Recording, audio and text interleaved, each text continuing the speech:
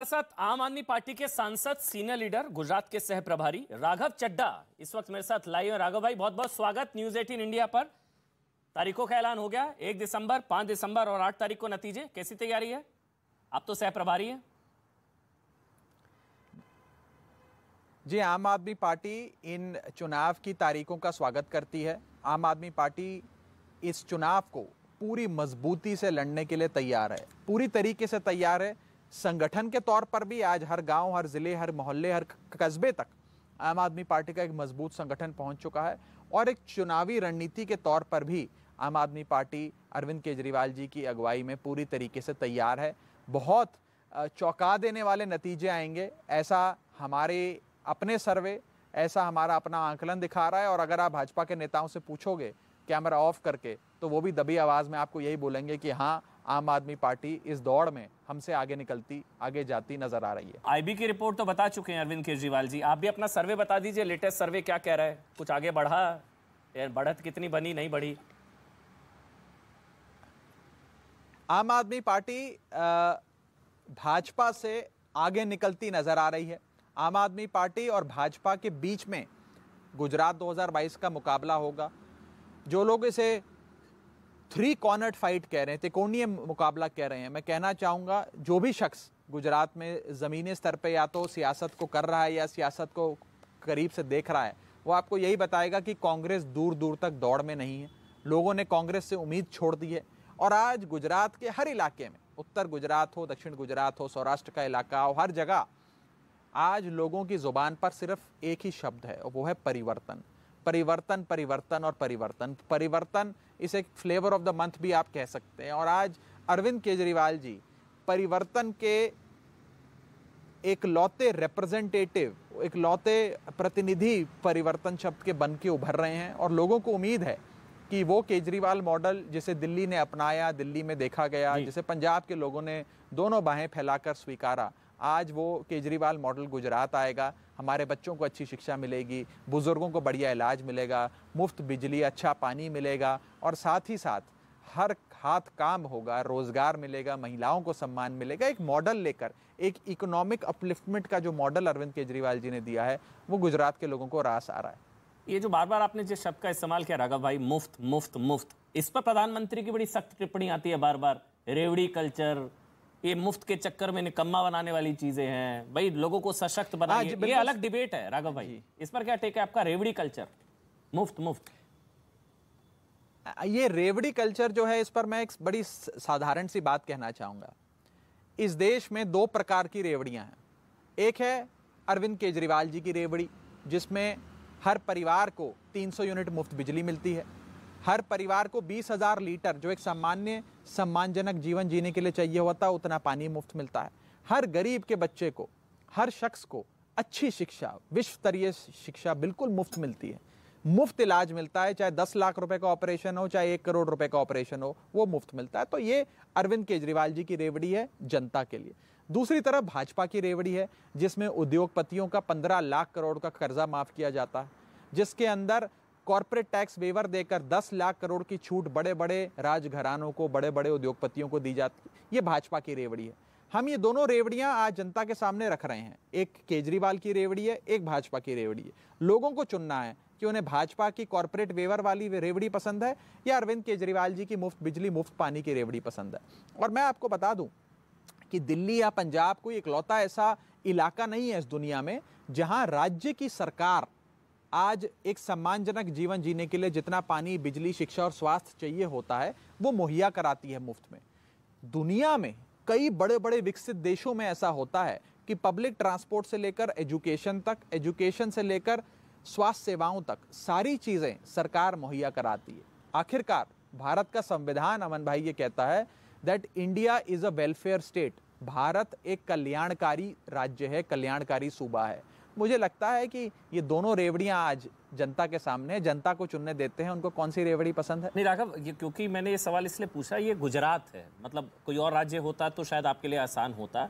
गुजरात, प्रधानमंत्री नरेंद्र मोदी, ब्रांड मोदी, गुजराती अस्मिता, और 27 साल, 27 ईयर्स, आपके पास कुछ तो इश्यूज होंगे जो आप बताएंगे कि इस वजह से बीजेपी को वोट मत दीजिए। कुछ पॉइंट वाइज अगर आप बता दें क्योंकि मोदी, ब्रांड मोदी, गुजरात 27 साल, वो तो कह रहे हैं प्रो इनकम्बेंसी है।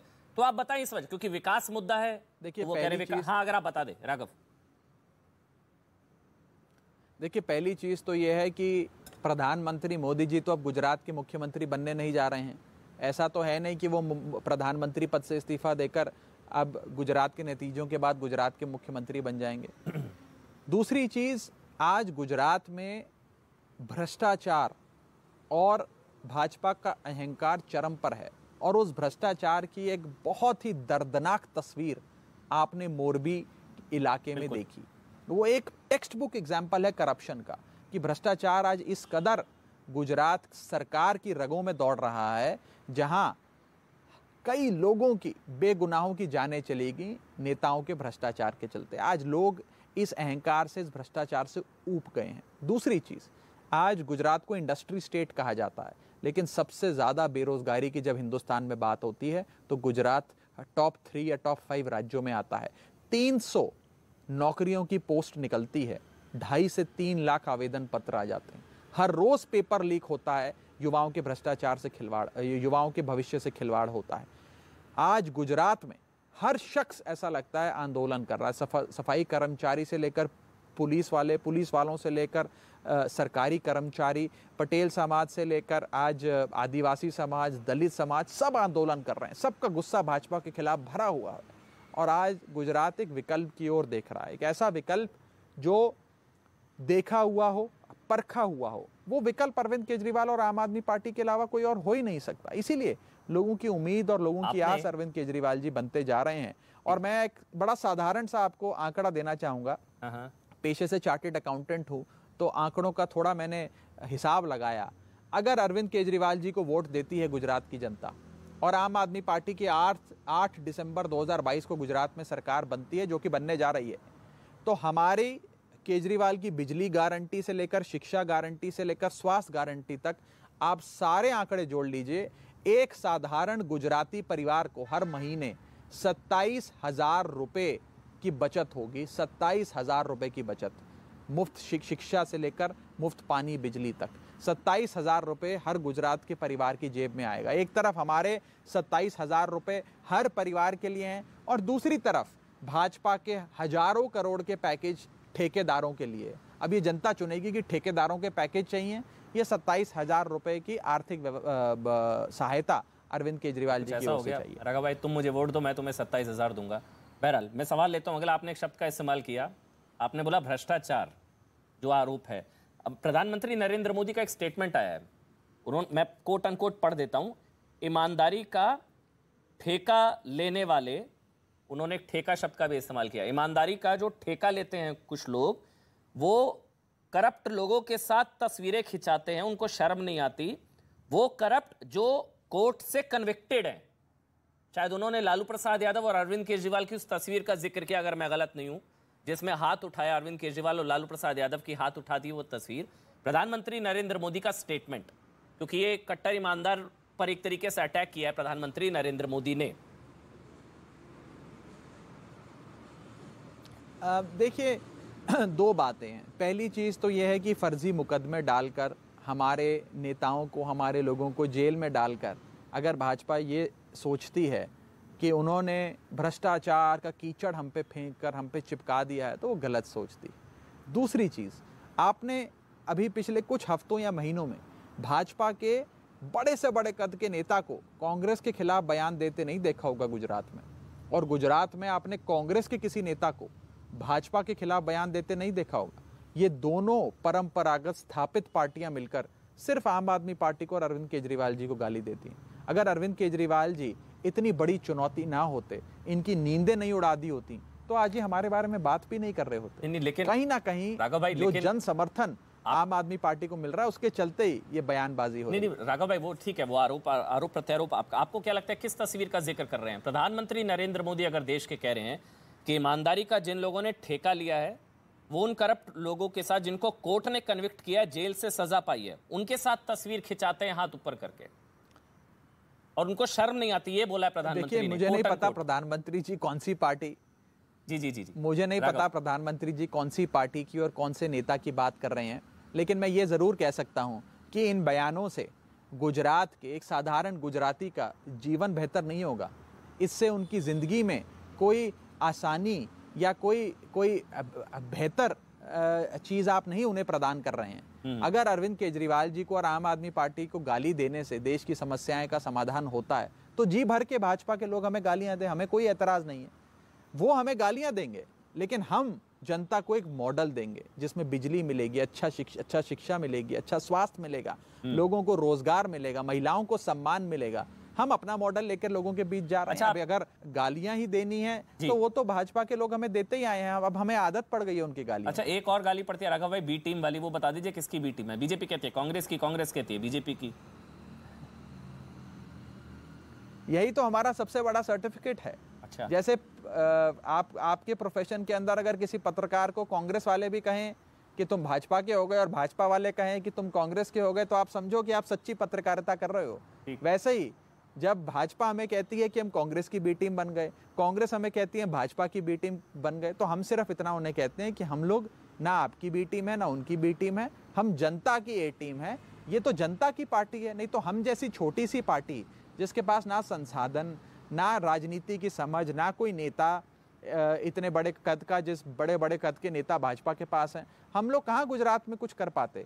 लेकिन गुजरात के अंदर आज आम आदमी पार्टी की आंधी इसलिए आई हुई है क्योंकि एक साधारण सामान्य गुजराती आज आम आदमी का झंडा उठाकर चल रहा है और कह रहा है परिवर्तन लाना है। तो मुझे लगता है कि जनता इस पार्टी को आगे बढ़ाएगी और जनता ही इस बार परिवर्तन लाएगी गुजरात में। जैसे एक आखिरी सवाल राघव भाई, मैं ये सवाल इसलिए दोबारा पूछ रहा हूँ क्योंकि ये आपकी एंट्री से आपको क्या लगता है नुकसान किसको ज्यादा होगा? मतलब ये जो चुनावी गणित है, पोल पंडित वो कहते हैं ऑब्वियसली ऑपोजिशन का वोट बटेगा, कांग्रेस को नुकसान होगा और बीजेपी की मदद होगी। ऑपोजिशन का वोट बटेगा, वो मतलब ये और इसीलिए कहा जाता है कि बीजेपी की बी टीम। आपको क्या लगता है आपके एंट्री से नुकसान किसको ज्यादा, बीजेपी या कांग्रेस को? ये मेरा सवाल है राघव, आखिरी सवाल। मैं इसका जवाब देने से पहले आपको दिल्ली ले जाना चाहता हूं। दिल्ली के चुनावों में कहा जाता था आम आदमी पार्टी कांग्रेस का वोट खा रही है और भाजपा के वोट में कोई सेंध नहीं लगा पाएगी। लेकिन आपने देखा कि 2015 हो या 2020 हो, 56% वोट आम आदमी पार्टी को पड़ा, झाड़ू के निशान पर पड़ा। यानी कि उसमें भाजपा के मतदाता जो थे परंपरागत, उन्होंने हमें वोट दिया, कांग्रेस के मतदाता ने हमें वोट दिया, फेंस सिटर ने दिया, महिलाओं ने दिया, पुरुष ने दिया, हर धर्म, हर जात, हर बिरादरी के लोगों ने दिया। ऐसा ही गुजरात में है। ये नहीं कहा जा सकता कि हम किसी एक पार्टी, एक वर्ग विशेष या एक समुदाय का वोट ले रहे हैं। आम आदमी पार्टी को सब वोट दे रहे हैं। जिसको मुफ्त बिजली चाहिए वो आम आदमी पार्टी को वोट दे रहा है, जिसको ईमानदार सरकार चाहिए वो आम आदमी पार्टी को वोट दे रहा है, अच्छी शिक्षा, अच्छे स्वास्थ्य के लिए लोग आम आदमी पार्टी को वोट दे रहे हैं। और आप जब नतीजे आएंगे तो आप एग्जिट पोल भी करते हैं, एग्जिट पोल में आप जरूर इस बात को पूछिएगा कि इस बार जो शख्स कह रहे हैं कि उन्होंने आम आदमी पार्टी को वोट दिया, पिछले बार यानी कि 2017 के चुनाव में जब आम आदमी पार्टी मैदान में नहीं थी, उस चुनाव में आपने कौन सी पार्टी को वोट दिया था? आप यकीन मानिए आपको जवाब मिलेगा। हर 10 मतदाता में 5 लोग आम आदमी पार्टी को वोट देने वाले वो होंगे जो पहले कांग्रेस को वोट देते थे और 5 लोग वो होंगे जो पहले भाजपा को वोट देते थे। बहुत बहुत धन्यवाद आपका राघव चड्ढा, आम आदमी पार्टी के सांसद, गुजरात के सह प्रभारी, आपने समय निकाला। बहुत बहुत धन्यवाद।